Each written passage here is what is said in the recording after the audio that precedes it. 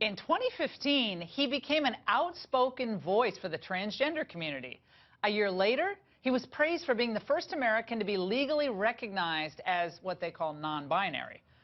Jamie Shoup was the darling of the LGBTQ world. Instead of recognizing, though, a desperate cry for help, doctors, judges, and activists used him to advance their cause, he says. They took advantage of his vulnerability as an Army veteran suffering from PTSD to break barriers.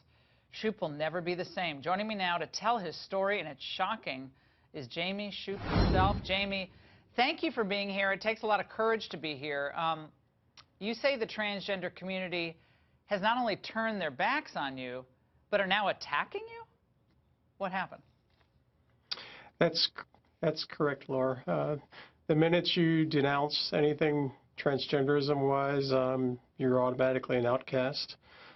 For example, I support President Trump's ban on transgender military service.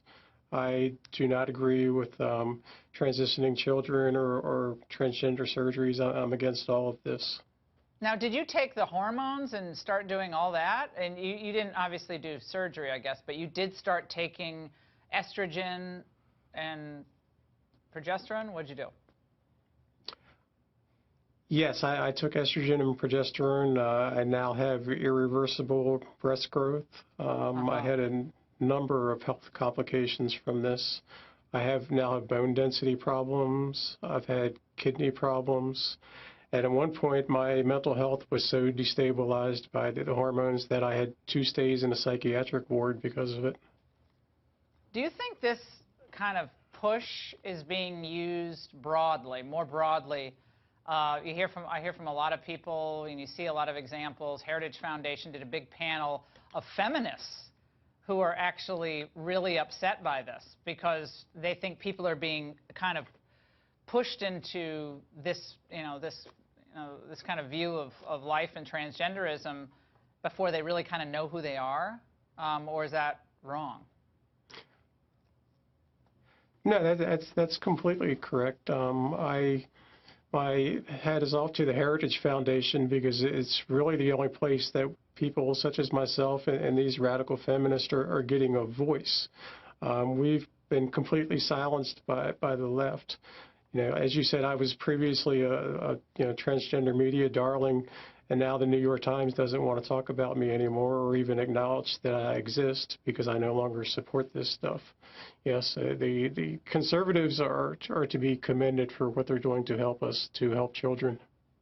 Have you talked to other people who began transitioning and maybe even did transition? Have they reached out to you?